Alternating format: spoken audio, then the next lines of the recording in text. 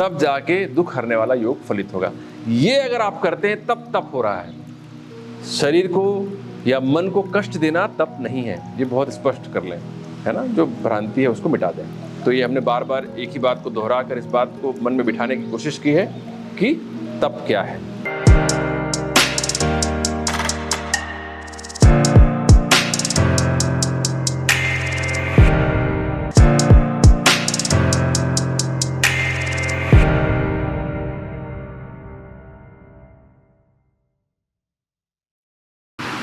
अब कई बार की जो लोग जिन्हें अध्यात्म का बहुत ज्ञान नहीं होता, शुरुआत में ही प्रवेश करते हैं, वो धार्मिक अधिक होते हैं, आध्यात्मिक कम होते हैं, तो वो सोचते हैं कि शरीर को कष्ट देना ही तप है। तो नाना प्रकार से कष्ट देते हैं। कई बार की लोग अज्ञानतावश महीनों महीनों उपवास कर देते हैं और पीड़ित भी होते हैं। बहुत लोग खड़े रहते हैं, ठाड़ेश्वरी कहा जाता है उन्हें, खड़े रहते हैं, बस खड़े रहते हैं। कुछ ऊर्ध्वबाहु होते हैं जो हाथों को यूं उठाए रहते हैं। तो इस तरीके से कई प्रकार के तप करते हैं। कई लोग हैं जो केवल बिना छत के खुले आकाश में बैठे रहते हैं। मैंने सुना है कि रायगढ़ के पास एक कोई रहते हैं जो खुली जगह पे बैठे हुए हैं वर्षों से। ऐसा नहीं कि व्यवस्था नहीं हो सकती उनके लिए। कई बार की अहंकार उससे जुड़ जाता है। लोगों का प्रसाद चढ़ना बंद हो जाएगा, सम्मान मिलना बंद हो जाएगा अगर उन्होंने छत ले ली तो।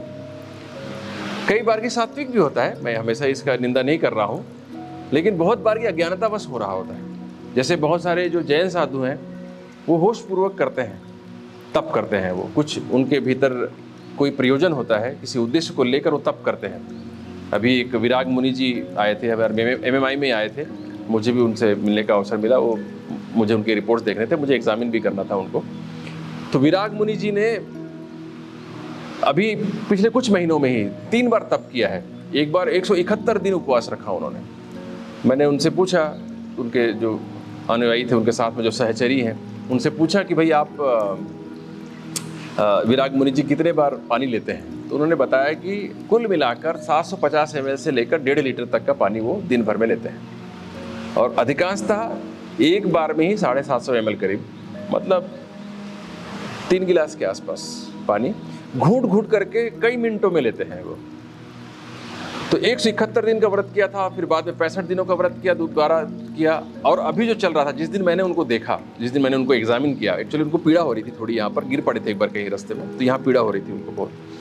तो अभी उनका जो दिन था वो 108वां दिन चल रहा था उस दिन जब मैंने एग्जामिन किया, और बिल्कुल तेज है चेहरे पर, कोई क्लांति का भाव नहीं कहीं पर, बिल्कुल बैठे हुए आराम से। और मुझसे पूरी तरीके से एकदम जैसे कोई व्यक्ति सद्य स्नाता, अभी नहा धो के भोजन आदि करके बैठा हो, वैसे एकदम दिख रहे थे वो। कहीं लग नहीं रहा था कि 108 दिन से उन्होंने अन्न का एक दाना ग्रहण नहीं किया हुआ है, 108 दिनों से ऐसे बैठे हुए थे आराम से वो। उनका ब्लड टेस्ट करवाया, मेरे पास लेके उनके जो श्रमण हैं, जो रहते हैं श्रावक, उन लोग लेकर आए। रिपोर्ट देखा तो सारा एकदम नॉर्मल है, सारा रिपोर्ट नॉर्मल था, कहीं भी कोई प्रॉब्लम नहीं थी। तो जो पेन हो रहा था उनको गिरने के बाद मांसपेशियों के खिंचाव की वजह से पीड़ा हो रही थी उनकी। तो ये सात्विक तप है ना। जैसे हमने कहा ना, शारीरिक तप के भी 3 रूप हैं, सात्विक, राजसिक और तामसिक। तो ये सात्विक तप है। तो जब भी आप तप करें, उपवास करते हैं, व्रत करते हैं, तो हमेशा ध्यान रखें कि आपको पीड़ा नहीं होनी चाहिए। आप हड़बड़ा रहे हैं, तड़प रहे हैं और जबरदस्ती उपवास रखे हुए हैं तो लाभ नहीं मिलेगा। वो तामसिक तप के अंतर्गत आता है। अगर आप किसी को दिखाने के लिए आडंबर की दृष्टि से कर रहे हैं तो वो राजसिक तप है ना। तो ये हमेशा ध्यान रखें इस चीज का। तो इस श्लोक के माध्यम से आपको समझ में आना चाहिए कि सात्विक तप करना है, शारीरिक तप करना है। तो बहुत सुंदर श्लोक 6वें अध्याय में आता है, आई थिंक 16वां श्लोक है 6वें अध्याय का, जिसमें भगवान श्री कृष्ण अर्जुन से कहते हैं कि यह योग जो है उस व्यक्ति का कभी सिद्ध नहीं होता जो बहुत अधिक खाने वाला हो, या बहुत कम खाने वाला हो, या बहुत अधिक सोने वाला हो, या बहुत कम सोने वाला हो। उसके नेक्स्ट श्लोक में जो चूड़ामणि जी कह रहे हैं, युक्त आहार विहारस्य, युक्त चेष्टस्य कर्मसु, युक्त स्वप्नावबोधस्य। जो दुख हरने वाला योग उसी का फलित होता है जो अपने आहार में युक्त है, सम्यक है, न अधिक न कम। अब आहार का अर्थ हम पहले भी चर्चा कराए हैं कि आहार का अर्थ केवल भोजन नहीं है। यह आहारति स आहारा, जो भीतर जाए वो आहार कहलाता है। हमारे पास 5 इंद्रियां हैं विषयों को ग्रहण करने के लिए। इन 5 इंद्रियों के द्वारा हम जो कुछ भी ग्रहण करते हैं वो सब आहार है, केवल भोजन नहीं, केवल भोजन नहीं। ये बहुत स्पष्ट रखें। इसलिए कई बार के लोग खाने की दृष्टि से तो सात्विकता बरतते हैं, सावधानी रखते हैं, प्याज लहसुन नहीं खाते आदि आदि, लेकिन आंखों का संयम नहीं कर पाते, कानों का संयम नहीं कर पाते हैं, स्पर्श का संयम नहीं कर पाते हैं, सुगंध का, गंध का संयम नहीं कर पाते हैं। तो आप केवल एक एस्पेक्ट को ठीक रख पाते हैं, रसना को, शब्द रूप, ये गंध, ये छूट जाते हैं, तो आधा संयम हुआ। तो युक्त नहीं हो पाया आहार अभी भी, केवल अच्छा खाने के साथ ये है कि खाना बहुत ही स्थूल है, तो इसको आप आसानी से कर सकते हैं और सामान्य व्यक्ति के लिए इसे करना आसान भी होता है। बाकी चीज़ें थोड़ी सूक्ष्म होती है, देखने में संयम करना, क्योंकि आंखें तो हर समय खुली रहती हैं, मुंह को तो आप बंद भी कर सकते हैं, कान खुले रहते हैं हमेशा, नाक खुली हुई है, तो उनको संयमित रखना कई बार की अभ्यास की वजह से, पुराने पैटर्न जो बने हुए हैं हमारे थॉट्स के, हमारे थिंकिंग के, उसकी वजह से नहीं हो पाता है। तो आज ये आप सीख के जाएं कि आहार के सभी एस्पेक्ट्स पे आपको काम करना है, क्योंकि आहार शुद्धौ सत्व शुद्धि, सत्व शुद्धौ ध्रुवा स्मृति, स्मृति लभ्ये सर्व पापेभ्यो मोक्ष। बताओ आगे, बताओ तुम बताओ।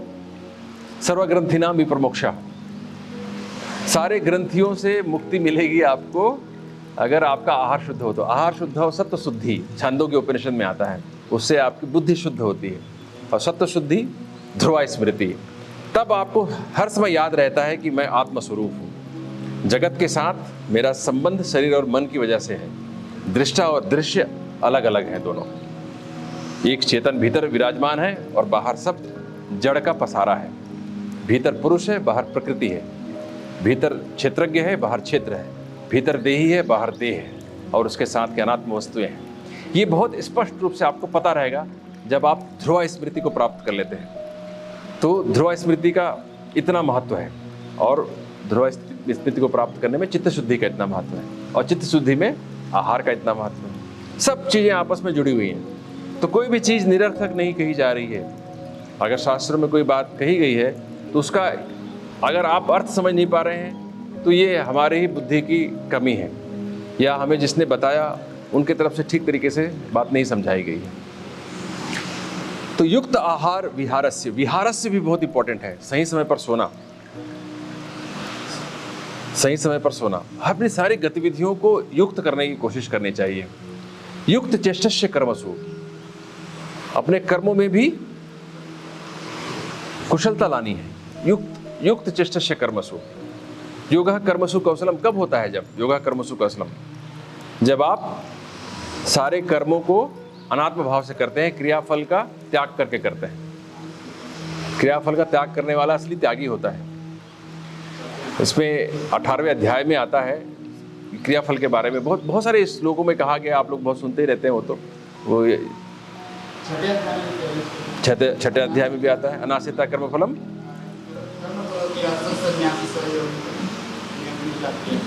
निरग्निन्न चाक्रिया। और जो यहाँ पर त्यागी की जो परिभाषा है 18वें अध्याय में बहुत सुंदर लिखा है, यस्तु क्रियाफल त्यागी स एव त्यागी इति अभिधीयते। जो क्रियाफल का त्याग करता है उसे ही त्यागी कहा जाता है, जो क्रियाफल का त्याग करता है। क्योंकि सारे के सारे जो कर्म है ना वो दोषपूर्ण है, सारे के सारे कर्म जो है वो दोषपूर्ण है। तो इसलिए कभी भी आप बच नहीं सकते। तो दोष का उसका जो फल है उसका त्याग कर देते हैं तो कर्म आपको बांधते नहीं है ना। क्योंकि अगर जहाँ भी आसक्ति होगी तो हर कर्म के द्वारा आप बंध सकते हैं संसार में। इसलिए ईश्वर प्रणिधान की बात आती है जो अभी हम चर्चा करेंगे। तो युक्त चेष्टस्य कर्मसु युक्त स्वप्नो बोधस्य योगो भवति दुखा।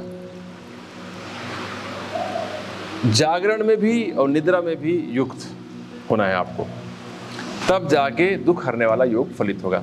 ये अगर आप करते हैं तब हो रहा है।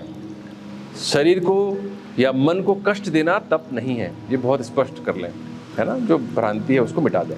तो ये हमने बार बार एक ही बात को दोहरा कर इस बात को मन में बिठाने की कोशिश की है कि तप क्या है, शारीरिक तप क्या है। दूसरा आता है वाचिक तप। वाचिक तप, वाणी के स्तर पर तप क्या है। वाणी के स्तर पर तप के लिए परिभाषा दी है श्लोक 16वां श्लोक 18वें अध्याय का।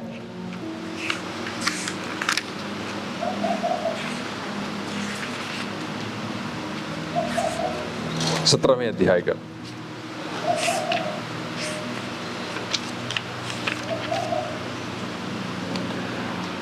अनुद्वेग करम वाक्यम सत्यम प्रियहितम च यत् स्वाध्याय अभ्यासन चैव वाङ्मय तप उच्यते। 4 बातें हैं जो भी आप बोलते हैं उस दौरान उद्वेग रहित होकर बोले।